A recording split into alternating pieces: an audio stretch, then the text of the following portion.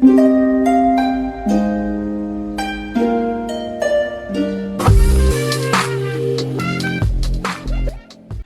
කොහොමද? ඉතින් අද මම ඔයාලත් එක්ක කතා කරන්න යන්නේ මෙන්න මේ විදිහට මම අලුතෙන්ම ගත්ත ගේමින් කීබෝඩ් එකක් සහ ගේමින් මවුස් එකක් අන්බොක්ස් කරන වීඩියෝ එකක් තමයි අද ඔයාලත් එක්ක බෙදා ගන්න හදන්නේ. ඉතින් අපි යමු වීඩියෝ එකට.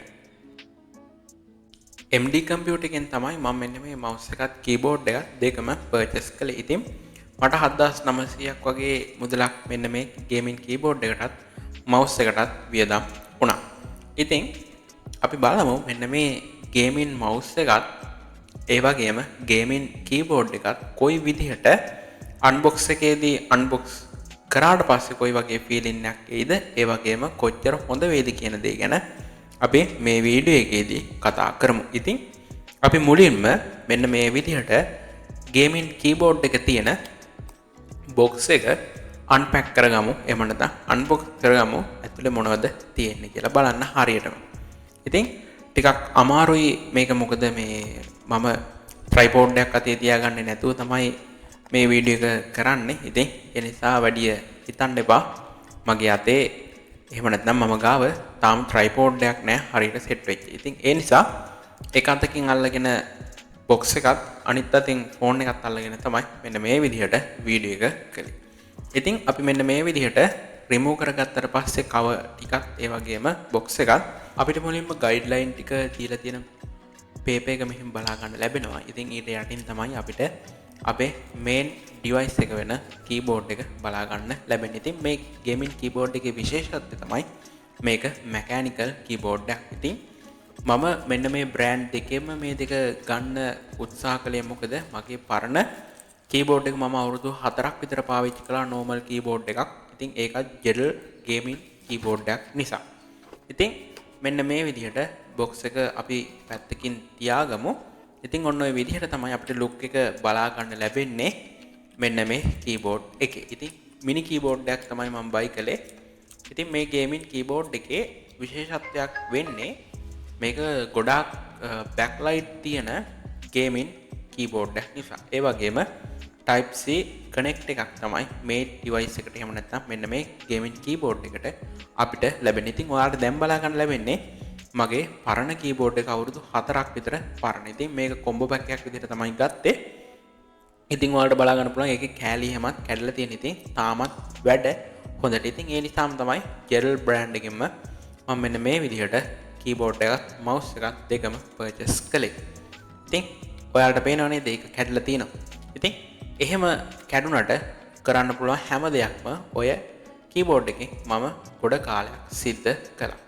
ඉතින් ඔයාලට දැන් බලන්න පුළුවන් අපේ ගේමින් කීබෝඩ් එක පවර් ඔන් කළාට පස්සේ කොහොමද බලා ගන්න ලැබෙන්නේ කියලා. ඉතින් මම හිතුවා එච්චර බරක් නැතුව ඇති කියලා. හැබැයි ඇත්තටම නෝමල් ලොකු කීබෝඩ් එකකට වඩා මෙන්න මේ මැකැනිකල් කීබෝඩ් එක බර වැඩි. ඉතින් මම පාවිච්චි කරලා නැති නිසා මම පස්සේ තමයි දැනගත්තේ මේක ටිකක් බර වැඩි කියලා. ඉතින් මේ ඩිවයිස් එකේ එහෙම නැත්නම් මෙන්න මේ කීබෝඩ් එකේ ගොඩාක් තියෙනවා අපිට බලා ගන්න පුළුවන් ලයිට් ඉෆෙක්ට්ස්. ඉතින් ඒවා ගොඩක් තියෙනවා. ඉතින් අපි ඒවා ටිකෙන් ටික දාලා බලමු. ඔයාලට පේනවා එක එක විදිහේ ලයිට් ඉෆෙක්ට්ස් මේකේ බලා ගන්න ලැබෙනවා කියලා. ඉතින් ඔයාලා මොකද හිතන්නේ මේ වගේ කීබෝඩ් එකක් මම පර්චේස් කරපු එක ගැන? ඉතින් දැන් අපිට බලා ගන්න ලැබෙනවා මෙන්න මේ ගේමින් මවුස් එක කවර් කරලා තියෙන සීල් එක රිමූව් කරගන්න. ඉතින් මේකත් අර ඉස්සෙල්ලා කිව්වා වගේම ජෙල් බ්‍රෑන්ඩ් එකෙන්ම තමයි මම බයි කළේ. ඉතින් ඒකත් MD කම්පියුටර් එකෙන්ම තමයි මම මේවා කරගත්තේ. ඉතින් ඔයාලට බලා ගන්න ලැබෙනවා ඒකත් ටිකක් බොක්ස් එක ඇතුලේ තියෙද්දි වෙනද බොක්ස් එක පිටින් බලද්දී අපිට ටිකක් වෙනස් විදිහකට බලා ගන්න ලැබෙනවා. ඉතින් මම හිතුවට වඩා මේ මවුස් එකත් ටිකක් බර වැඩි. ඉතින් මේ මවුස් එක මෙන්න මේ විදිහට අපි හෙමින් සීරුවේ අන්පැක් කරගත්තට පස්සේ අපිට බලා ගන්න ලැබෙනවා මේ ඩිවයිස් එක එහෙම නැත්නම් මෙන්න මේ මවුස් එක ටිකක් අමුතු විදිහකට ඩිසයින් එකකින් තමයි තියෙන්නේ. ඉතින් ඔයාලට මේක මුලින්ම මෙහෙම පේන්නේ නැතුව ඇති.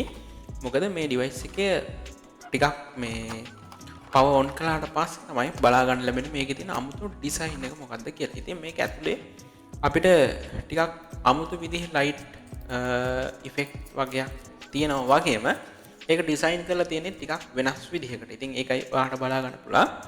ওই විදිහට පිටිපස්සේ තියෙන ලයිට් ටික ගොඩක් ඇතුලේ තියෙන්නේ. ඒ ඇතුලේ තියෙනකොට ඒක වෙනම අපිට ට්‍රාන්ස්පේරන්ට් විදිහට තමයි බලා ගන්න ලැබෙන්නේ. ඉතින් ওই විදිහට තමයි මම කිව්ව මෙන්න මේ ගේමින් කීබෝඩ් එකත් මවුස් එකත් අන්බොක්ස් කරගත්තා. ඉතින් ඔයාලට තව මම වීඩියෝ වලට ගත්ත ෂොට් ටිකක් තියෙනවා. ඉතින් ඒ ටිකත් බලන්න කියන ඔයාලට ආරාධනා කරන ගමන් වීඩියෝ එක හොඳයි නම් ලයික් කරන්න, කමෙන්ට් කරන්න, ෂෙයා කරන්න, තව කාට හරි බලන්න ෂෙයා කරන්න කියලා මතක් කරන ගමන් අදට සමු ගන්න සුබ දවසක් වේවා.